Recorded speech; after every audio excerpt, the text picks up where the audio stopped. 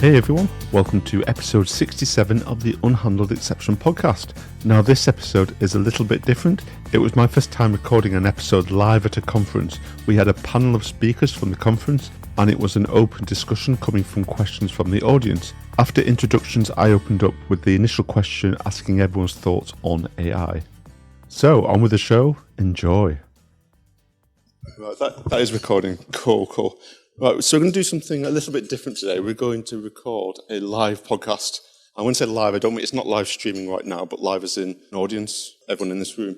So I host the Unhandled Exception podcast, and it's been going a few years now in 66 episodes, and it's very .NET related. We've covered other topics like Kubernetes, Docker, we've had episodes on Git, Go, Vim, and lots of different ones, but the main theme is kind of like .NET related. It's on unhandledexceptionpodcast.com. It's on all major podcast apps.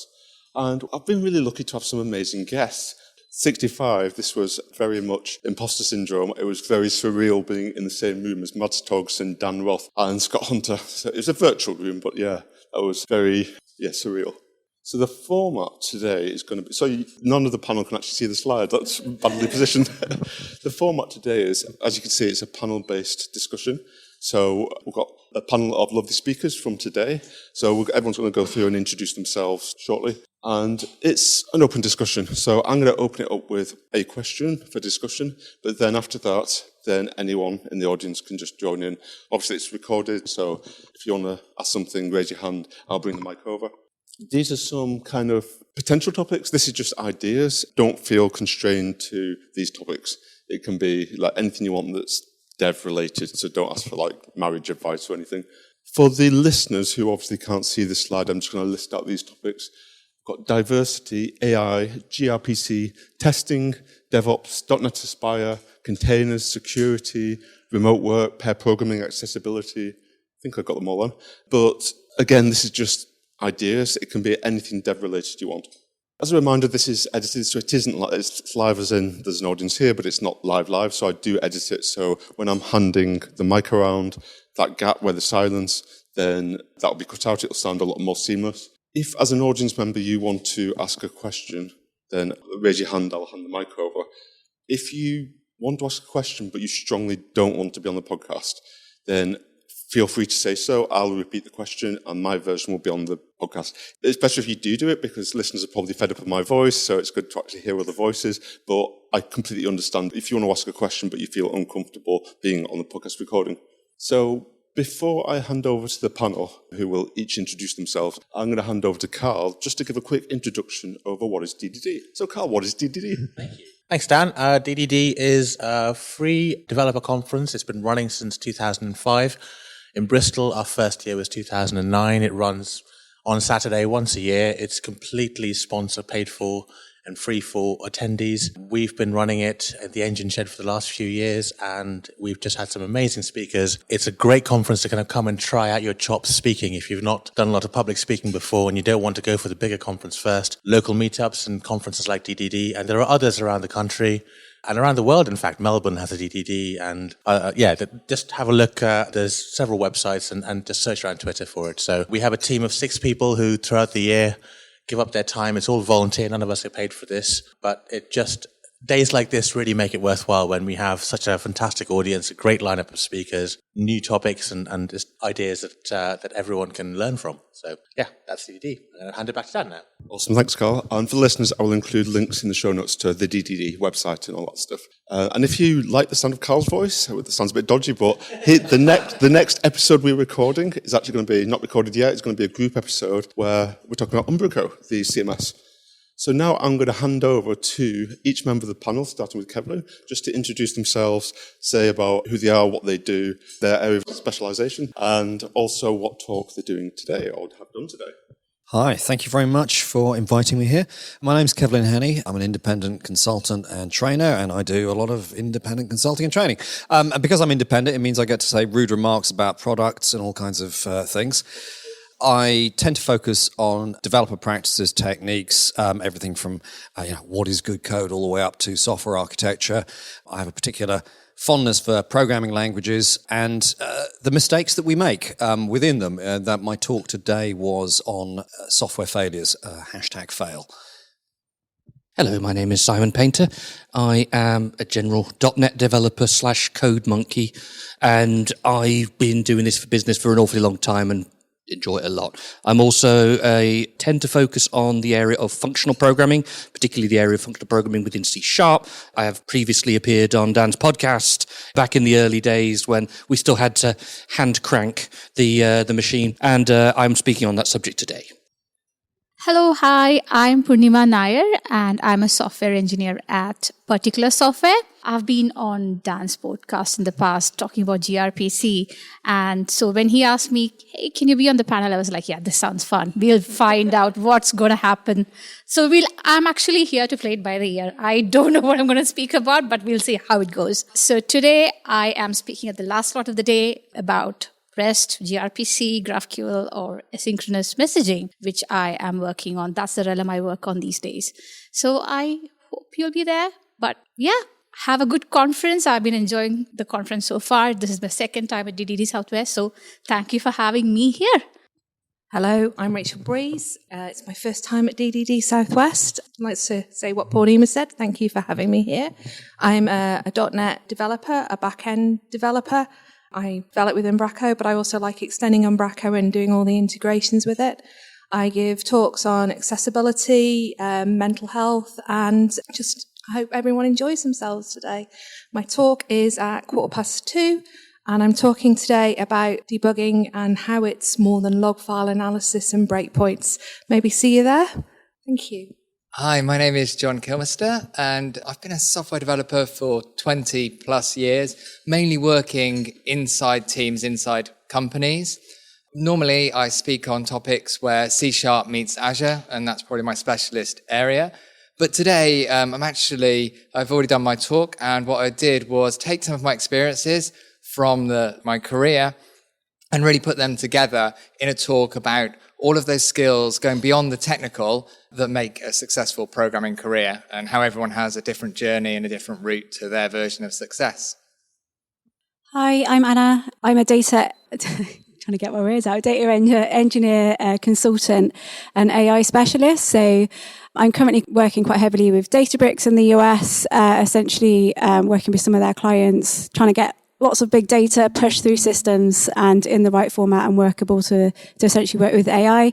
My background is actually software engineering. So I started off with C# and .NET and then organically evolved into data and then into AI. I do sessions on various subjects, a lot of it ranging around kind of infrastructure as code, DevOps, LLMOps, MLOps. I've spoken today about OpenAI versus Azure OpenAI, and I also did a session on how to run code clubs for neurodiverse children, essentially trying to get more people into the industry, and also those in particular who wouldn't normally look at it as a viable option or something that they would think that they could do. Hi, my name's Andrew. I've been a software engineer for about 15 years. I'm currently working for a company called Clearbank, which is based in London, and my team's working on kind of cross-border payment systems, but where we are now moving into the Europe jurisdiction as well. So where we have 2 instances of Clearbank, we can start to clear cross-border payments using our own kind of network. And I've got a talk also at 2:15, which is basically about my team's journey, refactoring a piece of code and trying to really put some effort into making it really readable, really maintainable, easy to kind of debug and test, and just like put effort into leaving something which other developers, when they come along later, are going to appreciate and can understand and just kind of live with. This is my first talk. I've done it at a few meetups around the country. And because it's about my team's journey, I feel like people can't really tell me that it's wrong because it's our journey. So I'm just kind of sharing that, and I've been really enjoying kind of doing this talk. And yeah, we'll see how it goes. But this is also my first time at DDD South West. It kind of comes and goes, and I always feel guilty for not having made the effort to go. But I think coming here today and enjoying it, I'm definitely going to carry on coming, from now on into the future. Thanks. Cool. First time and speaking as well. That's pretty cool. And thank you to all the panel for introducing themselves. So I'm now going to open it up with the first question. So it's quite an obvious one. AI and Anna, I'm going to pass to you first, I'm afraid. So AI is obviously becoming a big thing now with ChatGPT and all like co-pilots and all that kind of thing. Obviously this is a guess because no one properly knows, but how do you see in the next year, 5 years, 10 years maybe, that as software developers, how that's going to affect our jobs? Yeah, a lot of people are very threatened by AI. And we have Copilot already, which essentially helps us to write our code. As part of my day job and what I do, I also deliver training courses. And one of those training courses is Copilot. And one thing we really hammer home is that, yes, you can get it to, for example, write you tests, but it's testing your code in the state it's in. So you're getting tests that potentially could be telling that your mistakes are absolutely fine. So it's still your Copilot, it's still holding your hand, but it's not doing the work for you. There's a massive fear that in the future that we're going to have AI that's going to do our job for us. And like you say, in the next sort of 5 years or so, what are we going to see? It's going to enhance our working environment. I wouldn't necessarily say it's going to take over what we do, but I think it's going to get a lot of abuse, essentially, like with things like Copilot, that we're going to find people who can prompt engineer, but not necessarily engineer, because they're getting the code given to them. And we're still going to need people that can, from a software engineering perspective, can actually understand the code and tear it apart and use AI to assist them and not to do their job for them. I just wanted to briefly agree with that and also say that there is no AI in the world clever enough to understand what it is the business want. I mean, more often than not, they themselves have no idea whatsoever, and no amount of AI is going to improve that situation. So we're going to still have jobs. We're going to have more jobs. So I made an observation about a year ago. Yeah, it's April last year on Mastodon. I sort of said, yeah, we've now basically outsourced the creation of legacy code, because when you get an LLM to generate code for you, that's legacy code. It's somebody else wrote it. It's not you. Doesn't matter what your prompt was. That's almost irrelevant. That's legacy code. You now have to understand it. You have just taken away the bit of the job that was fun, and you've now created yourself the role of maintenance. And that's just in the first minute. And that's basically going to compound. And what so that's the kind of point. I've been kind of saying that on and off last year. And I basically said, what I see is there are some people who absolutely know how to use this. They are in a minority.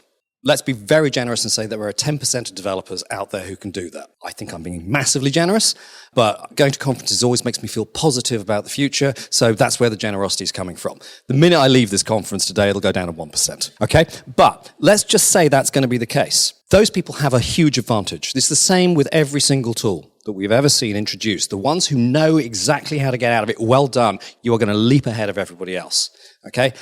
What about the other 90%? Either everything's going to stay about the same or it's going to get worse. And my feeling is it's likely to get worse. But people will feel good about it because what we already see from the Copilot stats and from GitHub is they say, oh yeah, developers are improving their productivity. No, that's what they feel like they're doing. What's actually happening is that you get a feeling of buoyancy and you produce more code. I've been in this game long enough to know that actually what you want is less code. And what was interesting is that at the beginning of this year, and why the 1 year prediction is interesting, we actually had stats from GitClear. They had done a study of about 150 million lines in GitHub. And they had already seen basically in the Copilot era, we've already seen the code quality decline. It's already visible. I thought it was going to be a couple more years before we noticed this. It's already visible. Code churn is going up, as in, I committed something, oh, now I need to recommit it or roll it back. We're seeing that code is suffering more duplication, that people are adding to things rather than, when you've got a skilled developer, you tend to get more movement, extraction and refactoring. There's a reshaping of the code. What we're finding is more stuff is getting added and copied. So in one sense, there's a lot of movement, but it's not the right movement. So, and one of the things I think is interesting in that particular study is that they start out by saying, well, is having an AI assistant, is that like having a senior developer mentor you, or is that like having a short-term contractor? Okay, go through your code base. Guess what? It's the second. It's like having somebody that has no idea what you do, certainly doesn't know what the business does, going through that. So my general advice is watch out to work out which side of the line you're on. You can use this effectively, but you have to reserve judgment. You have to have an opinion about it. What I found that I've done is, depending on the kind of things, I don't copy and paste stuff out of ChatGPT. What I'll do is I go, that's an interesting idea. Just as if a colleague were I can't copy and paste off the whiteboard. It has to go through my brain and through my fingers if I'm doing that, and I will make a judgment on it. And I also have to know what I want. So tests, that's a good one. So yeah. Thanks. I agree with everything that's been said, but I wanted to raise another sort of slightly different point. Recently, my daughter's been learning to code, which obviously I'm encouraging. And yeah, Copilot and the relationship between learning to code has been really interesting because firstly, simple examples, you don't want the autocomplete on because it knows all those simple examples, those kind of things. But what's happened is we've turned that off, but we've left the chat on. And the chat has become super powerful because it's Python. We're going to get the indentation wrong when we're learning. And that's not obvious if you're a beginner, but you can ask the Copilot and it can look at your code and it can work it out. So using it as a learning tool and having that discussion with something that can actually see your code, and especially as a new person, you're not necessarily going to know what to search for on Google. It's been really interesting kind of taking a step back and watching her interact with the Copilot chat rather than the autocomplete, developing her skills, the things that she might have got stuck and frustrated with are now no longer blockers. The second kind of point I wanted to talk about learning is that I do wonder what's going to happen to those entry-level jobs, because one thing that Copilot particularly talked about is taking away all of that boring boilerplate code, the stuff that you might have got a more junior member to do. And if we miss that gap in the middle, how do people enter the industry and then make the leap to the more senior, more complex situations? In a way, it's important to go through that. And will Copilot take away that kind of learning phase that we all need to kind of go through? So I don't think it's an answer to that, but it's just something I've been thinking a little bit more about. One thing that I think about with AI is that it makes me realise how important with our jobs people are and community and talking to different people. And I know a lot of people work remotely now since obviously what happened. And I kind of wonder when, like, as you said, the entry-level jobs where you're just kind of like doing tasks and stuff, if AI can do that, and it's going to get better and better at doing those things, whether that means remote work is going to be less and less desirable for companies because they want the roles that have people interaction. I also think a lot of discussions around AI talk about how it is now, and it's moving so fast, it's absolutely insane. Are there kind of like the points we're raising, like what you mentioned, Kevlin, about it can't understand business decisions? In 10 years' time, will it be able to do it way better than any human can in a fraction of the time? It's just, I think, very, very interesting times. Yeah, I'm glad to actually see how it goes. It should be exciting. So this isn't an episode just on AI, so we should move to the next question. And I should point out that the questions are open to the audience, but also panel members. If you've got any topics you want to bring up, then we can certainly do that. Does anyone have any topics they did want to raise? Obviously, there's some ideas here, but it can be anything. I've been coding for a long time. I've been waiting for our job effectively to become a profession. Is it ever going to happen? Who would like this one? No. Next panel. No, I mean, we've already discussed about the idea of AI is not going to replace our job, no matter what the scare stories out there are like, and the world is only ever becoming more computerized, not less. I've recently been watching an awful lot of computer films over the last 100 years, and the trend you see is the deeper, tighter integration of computers into everyday life as time goes on. It's a trend that I don't see reversing anytime soon, so there is always going to be more computers, and that necessitates more code, because someone is going to have to tell these things what on earth to do. Chances are most of us in this room have got at least 1 to 2 computing devices on your person right now. I certainly do. So, yeah, I think that we're going to be in business for a very, very, very long time. And if anything, we're going to be more important with time, because nearly all businesses, to a greater or lesser extent, no matter what they do or make, have to act like IT companies now. They have to have an IT department in order to be able to function. They might not all like it, but this is the reality. They have to have it. So, yeah, I think we're not going away, which suits me fine because I quite enjoy my job and I like being paid for it. So, yay. Now, considering it from the different perspective in the terms of the profession, as in like a formalized profession, that I think it is. I think we're already there. It's just it doesn't look like some of the other professions that we consider to be formal, in the sense that we might not necessarily have a standard set of qualifications. And sometimes we kind of question whether or not there's a stable core body of knowledge, but my belief is that there is a stable core body of knowledge, that does exist. I keep finding people making the same mistakes on a surprisingly regular basis. And I mean that all the way through. I'm not just talking syntax, I am talking software architecture, I'm talking understanding the business. And we know the answers to many of these questions. But whether it will look like many of the other traditional professions, no, I don't think that's ever going to be the case. And every now and then, I think we, as a profession, we're about to consolidate. In other words, there's a feeling of like, oh yeah, we're kind of getting our act together. And then something happens. And I started getting this feeling around the middle of the 1990s. And then, it's just like, yeah, we're getting a sense of like how to develop systems. And then Perl. Web.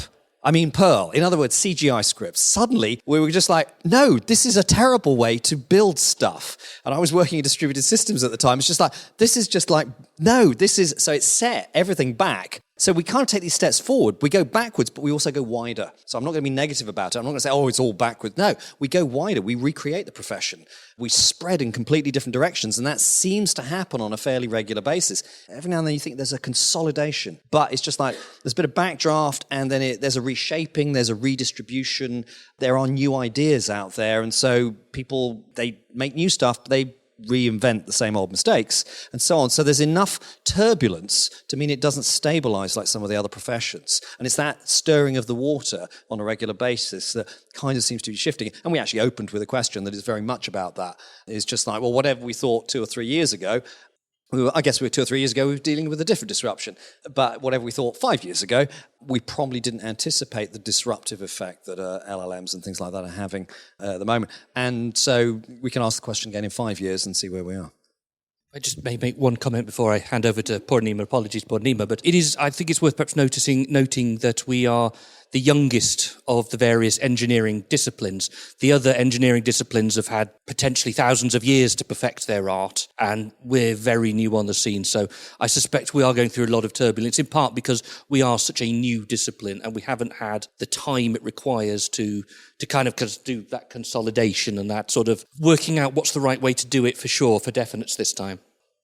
So I see that there's a kind of a common theme going around with AI and people. So I thought I'll just say what I saw a couple of months ago on YouTube, what YouTube suggested to me as a video. So this one was about how Bollywood, one of the largest movie industries in the world, uses AI. So I was listening to this prolific director, someone who is well renowned for his art and his cinema in Bollywood, speaking about more of the boilerplate code, like John said, some of the entry-level jobs like assistants and light boys.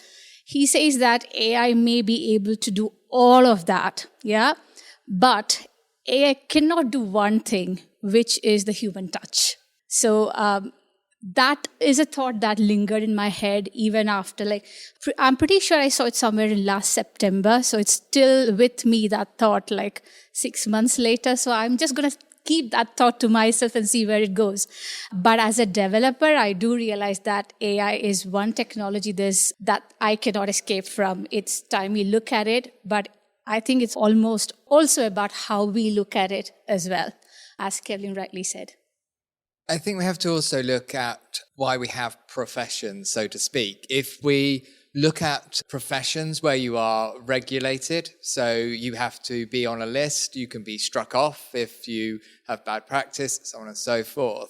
And maybe we will end up in that direction in the longer term, but I think the governments are still well behind regulating technology. Maybe when we get further down the line with AI, there'll need to be more of that. But that's obviously only one aspect of a profession, is that regulation and having a governing council or whatever to manage it. But yeah, I agree with the other points, though, about being a very young industry. We're less than, 50, maybe 100 years in, there's a long way to go to be at the same kind of age as the other ones. So maybe if we came back and asked this question in 50 years' time, we might be in a different place.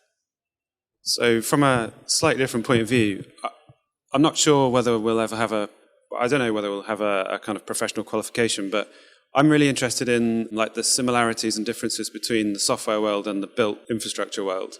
And like you say, the age of the two is very different. But I do wonder, because when you might drive past a building and you might make certain subjective assessments about that building just by looking at it. How old is it? Is it well built? Is it cheaply built in the 70s and has poor insulation and terribly expensive to run, whatever?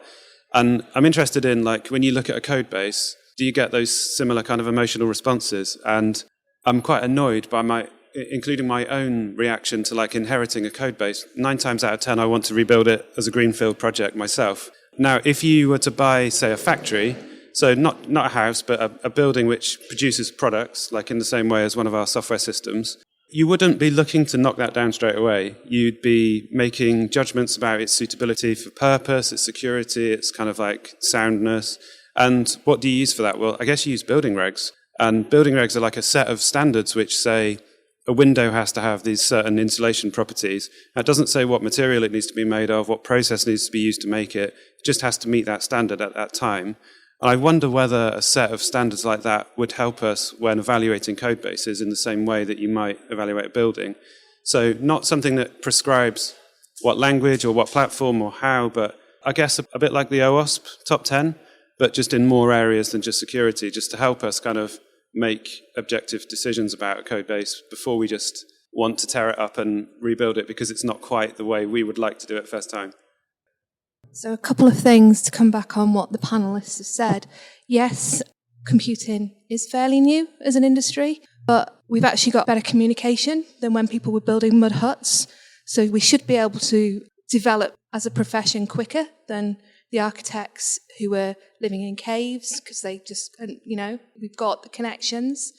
And to come back on the standards, we are starting to see standards, and we've got the Web Content Accessibility Guidelines. We should be building websites to those standards. We should be looking to make our products accessible for as many people as possible. We're all proud of the work we do, so we should be looking to do that as well. We've also got payment card industry standards for when we're, integrating with credit card companies and things. So we are getting the standards, and I can see there's work going on around sustainability as well. We're starting to see sustainability standards. So I think we're getting there, and I think we'll get there quicker than we did as architects. So yeah, I think we're on our way. I quite often hear about people wanting to regulate our industry and things, but I think it's like you were saying about percentage, and it's such a small percentage, and we're in a circle where a lot of developers don't go to conferences, was it Dark Matter developer? Was it Scott Hanselman that said that? I can't remember who's. And so it's kind of like, it just feels like the majority of people don't want this regulation and accountability. I think that's a big part of it. And where the other types of engineers, where it's more stable, there's a lot of accountability and you're more regulated. But yeah, as we mentioned before, it's kind of, there's so much churn, things are changing all the time in our industry. It's not as stable as the other things. Okay, so I quite like in this format because I'm having to speak a lot less, and also I can delegate even the question asking. So does anyone else? Oh, got a few more hands. Thank you. Yeah, with all the software being generated from the people at this conference, where are you expecting it to all run? So is it going to be hosted in Microsoft, Google and Amazon? Or do you see in sort of containers and things like that? Or do you see it being run in some other system? Raspberry Pi under my desk. It's a timely question. I can answer it based on a conversation at Mac Tech earlier in the. So we were discussing this because a lot of people are moving their software from on-prem servers up into cloud, into the different data centers, using the SaaS offerings they've got. But also AI is really costly to run, and processing it in the cloud is really expensive. And I don't want my data to come off my phone up into the cloud and it to sort of get information off me that I don't really know how it handles and gets that, because we're all still learning about it. And there's also regulatory things and GDPR issues with the data going off our phones for AI. So you start to see iPhone bringing AI back to your phone. So processing is going to be done on the phones more because it's quicker. You haven't got to keep sending it up, so you haven't got the latency there. And also you can get around privacy issues and things because it never leaves your phone. So you've got that. And then the other interesting thing I'm seeing in Umbraco is a lot of people are hosting their own things on Raspberry Pis, their own sites on Raspberry Pis. So there's a lot of different ways people are building now and in the future. And so, yeah, I think it's an interesting time. Short answer, everywhere. The one to watch out for, and I think that is to look at sometimes, are you in a bubble? That's the thing that I've discovered, because you talk to some people and they have no idea about development outside the cloud. You can tell when they join the industry, or people doing cloud development, it's just, oh, well, that's a thing of the past. Oh, it so isn't. What's happened is we have more architectures to choose from. We have more choices. And exactly as Rachel described, what we're finding, and I noticed this one a few years ago with distributed computation, is that there's a kind of gentle sloshing to and fro. We go local, remote, local, remote. You can actually pretty much watch, if you go back over the last few decades, where was the computing done? And it's bouncing to and fro. Sometimes it washes up in the middle a bit, then it spreads. And that doesn't look like it's going to change anytime soon. Will people be, we have all these questions about, are we going to be running in containers? Are we going to be, I was at a conference just the other week. People there are running close to the metal. That's properly actually close to the metal. And it's a case of one of those cases where when you ask them, what operating system are you using? And they return by saying, what operating system? So the point there is that some people think computing is, staggering levels of virtualization, it's running remotely. Other people, to them, what computing means is, here I am close to the metal, and that is computing to me. All of these are true, and what we see is that it's kind of moving around, and there are particular trends, but it feels more like trying to predict the weather. There are high pressure here, low pressure there, you don't want your jobs there, but then suddenly, a couple of years later, something shifts around and it moves again. That's kind of the turbulence and churn I was referring to before. It's both exciting and annoying. Yeah, I totally agree with that. The kind of trend moves back and forth. And even inside the cloud infrastructure, we've gone from like a lot of PaaS offerings where you don't have to worry about the networking and all of that things, to a mode where Kubernetes is the latest and greatest. And all of a sudden you have got to worry about the networking again. And then there are cloud offerings. In the Azure space, we've got ACA, which is effectively Kubernetes behind the scenes, but it is a PaaS service, and it feels more like using something like an app service plan. So even in the cloud, we're moving back and forth between these things. And it's kind of the right tool for the right job, working out what's best for your given situation. And in some cases, there'll be a really obvious choice, and other times it won't. But we have to look beyond the immediate trends. I think Kubernetes is a really good example where people may gravitate towards it because they've heard about it and they're on containers, and well, if I've got containers and I've got microservices, then it must mean Kubernetes. And then realizing that it isn't the utopia they thought it was. And again, it's about not following the trends necessarily, but analyzing what's right for the situation that you're in. I'm glad someone mentioned Kubernetes, which brings me nicely to mention my Kubernetes course, which is on Dome Train. That got released on Dome Train, dometrain.com, got released in January. You set that up. And then we've got a clerk in the audience that says, then I bought it. It's fantastic. See what we did there then? Any other questions? I'd like to just ask the speakers what you get from giving up your time to prepare for a talk and come to a conference and give it, and what you get out of it. Well, that's a really good question. I've actually been doing coding since before I even knew it was an occupation. It was just my hobby. That was how I started out. I had a little ZX Spectrum in the 80s. Anyone old enough to remember a ZX? Yay, couple of hands. There's quite a lot of hands. Oh, that makes me happy. Quite a lot of hands. Yes, that's how I started out, getting Usborne books. And I just did it because I enjoyed it. And then one day I found out you could do this for a living. And I thought, I could do this and make money. Well, let's go. And I've been on that path ever since. So my point is that I genuinely enjoy the job, and I like talking about the job. If I weren't here talking to you guys about this stuff, I would be boring my wife at home about stuff that she clearly isn't interested in, because I just enjoy it. I really do. So yes, that's great.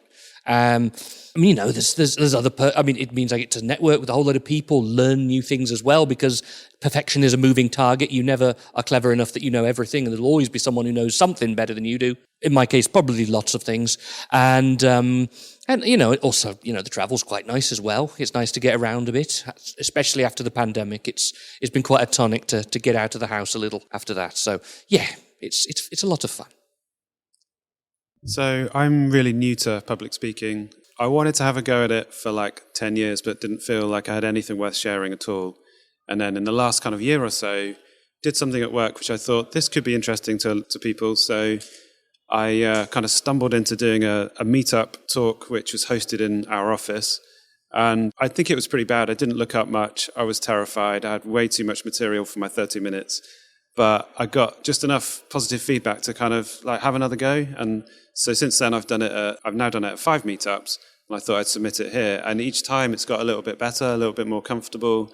I found it more enjoyable. And I'm now at a point where I'm thinking, shall I try and do this again or shall I call it a day? And actually, I don't want to call it a day. I'm already trying to think, what other stuff could I turn into talks? And so, yeah, I found it really rewarding. I was terrified of it for a long time. Then I was kind of like given a friendly little push and found it really rewarding. So, yeah, I'd recommend it to anyone. I'm naturally very quiet when I'm not on stage, but when I start talking about data and engineering, writing code, I don't shut up. And so people that I was working with many years ago, they were the ones that suggested it. So you should get up in front of people and talk about these things that make you so excited. And I was already going to conferences, and at the time, and I've been in the industry for 18 years, it was a lot more male dominated at conferences. So I'd very often feel like the only girl. And so getting up on stage and talking about stuff that I find interesting and that stuff that I've done in my day job, it isn't just about, it's sharing my experiences. It's also just about being, a minority and showing other women and other people from other minorities that you can do it as well. Because I don't consider myself the smartest person in the world. I come from quite a working class background, and I like the fact that I'm standing up there and saying you can do it too, which relates to my talk today about, teaching children who are neurodiverse coding. It's making the industry open to everybody. And if we have the same image when it comes to speakers, the same sorts of people on stage all the time, it's discouraging people from minorities, not just women, to actually join the industry. And we need them for, when we're developing our solutions, you need people from different backgrounds in teams. You can't just have teams that are all the same type of person. You get the best products when you have that variety. So for me, it's fulfilling in lots of different ways, not just about getting really excited about all things data and AI. I feel like I'm actually representing, which is why I became an AI MVP as well, because I'm trying to push that image that, other people can do it too. If I can do it, then you can do it as well. For me, it's interesting. When I was a software engineer for many years before I decided to do any public speaking, and I always kind of had this assumption that I wouldn't have anything interesting to say, or like, well, everybody knows this. And during the pandemic, I started doing a few little lightning talks, just 10-minute talks. And I did that at one user group, and somebody contacted me afterwards and said, I saw it and it was really interesting. Could you please do it at our user group?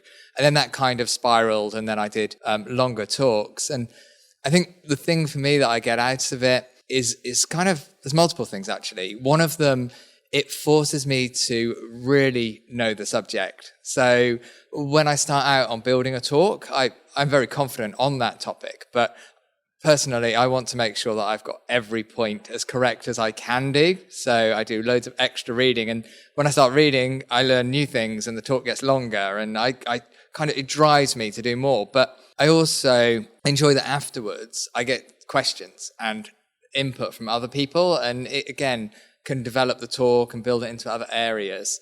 And finally, I think it's that, going back to that original point of what I said about feeling that I didn't think I had anything new to offer, getting the feedback from people saying, actually, I was inspired by your talk and I went away and did this, or they'll come and speak to me like after a little while and maybe they've seen me before and they kind of tell me a story about what the talk meant to them and what they've now gone on and done. And that really inspires me then to go and do more. So even though I was very nervous a few years ago, didn't really think I had anything to add, I think everyone's got something to share. I did my first talk in 2017. I was cajoled, I don't know the word, into it. I'd been at a hackathon, for a 24-hour hackathon, and I'd basically been tweeting about that all weekend. And a friend of mine came up to me and said, could you do a talk at our local meetup? And I went, no. And he said, are you sure? I said, I've got nothing to talk about. He said, how long have you been developing for? I said, 15, 16 years. All right. What about that hackathon you just did? Could you talk about that as well? And that's how I did my first talk. And the conversations afterwards, like you were talking about, are the things that drive it for me. But it's also giving me confidence, being able to talk to people, get the confidence, and also structure your thinking. So it's helped back at work, being able to sit in front of clients and realise that you don't just, when you demo, you need to prepare for the demo. You just don't go in there and go, right, I'm going to show you a thing. You want to plan for that, just like you would if you were speaking here. So the skills you can do at work when you're doing the retros for the clients and the demos to the clients, you can bring into here. Sometimes the talks are inspired by the conversations I have at meetups or with colleagues. So the one I'm giving later is inspired by conversations at a meetup, basically, where we have a perception that unless you're an apprentice, you sort of know everything around debugging. We realised when we were talking that everyone's got different levels of debugging. So that's what inspired this talk later today. And it's just, you can get inspired to speak about anything through your work. And then it's like Anna said, for me, it's about representing a minority in tech and showing that we know our stuff and showing that anyone can be part of this industry. It's not, helping make it more diverse. So thank you. So to build on all the points, one of the, I think, recurring things that we get is it is about the people. That's a lot of it. The number of people I have met to the point of deep friendship through speaking, I've kind of assumed that's one of the ways you now meet people. That's just it. So there is a social side, which is not separable from the learning side. And there's the learning in preparation for a talk, which I think is really, suddenly you thought you knew what you were talking about, and then you go into it, and then you find, oh, there's a related topic, or there's a wrinkle there I didn't appreciate. And this is also how you generate new talks. But at that point, you start realizing, oh, there's a lot more here, and of itself, it's interesting.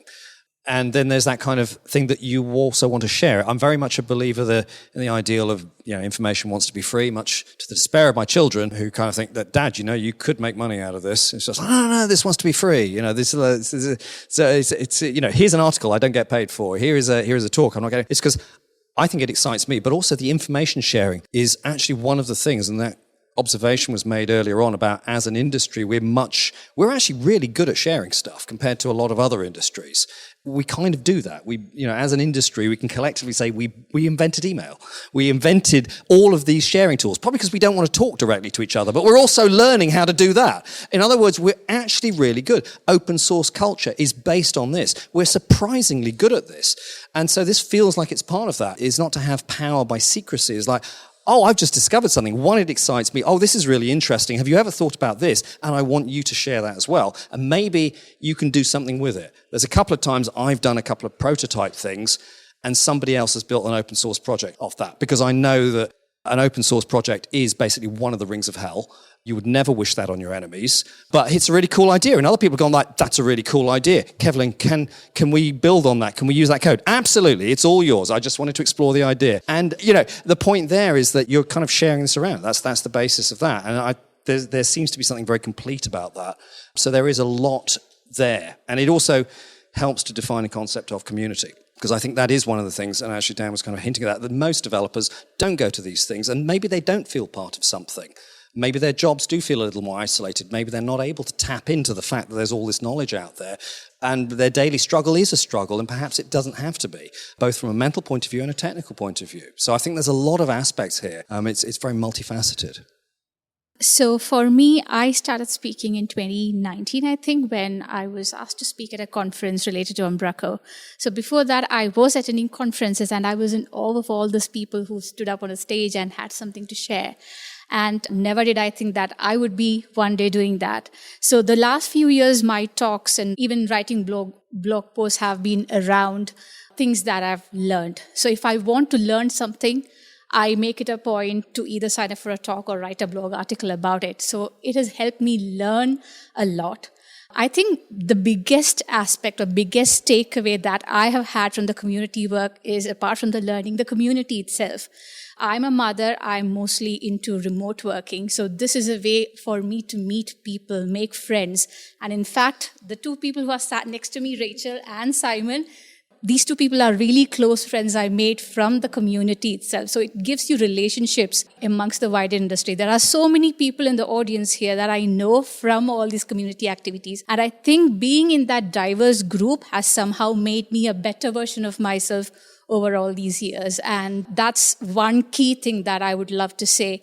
It is a lot of work, but it is equally rewarding. It structures your thought. It can actually give you different angles to look at the same problem from, think from different people's mindset. So that's a very rewarding experience. Yeah, I can definitely relate to all these comments. I think also there was a talk earlier today by Aaron, I don't know whether he's in the room, on confidence, basically. And it was a fantastic talk. I saw him recording, so if it's recorded, it was not recorded. Oh, that's a shame. I was going to share it in the show notes, but basically talking about confidence and... Oh, there is a recording. Oh, apparently there is a recording, that's good. For me, it's been, if you imagine a circle of your confidence level and your comfort zone, and then you do these things like your first talk or whatever it is, that takes you a little bit further out of your comfort zone, your circle, and that circle gets a bit bigger, that becomes normal.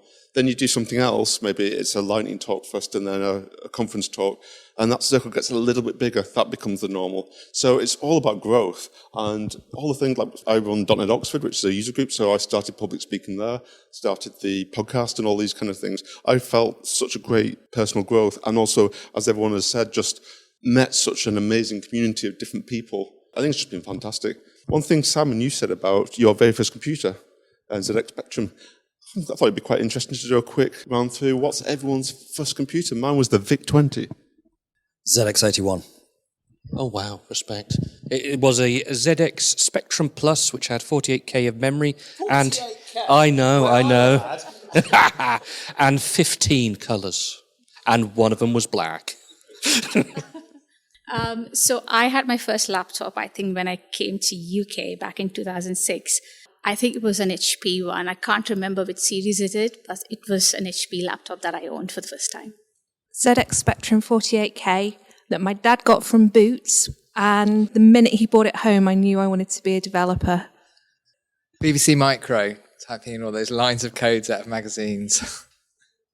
I actually had a MacBook Pro laptop as my first computer, only because I got a grant when I was at university, and I worked with like some of the staff at the uni, and they managed to wrangle it so that I got a Mac. So I sound really like posh, but this was like 20 years ago.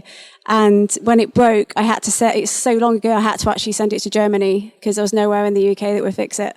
And it weighed a ton. But yeah. So we had an Amiga.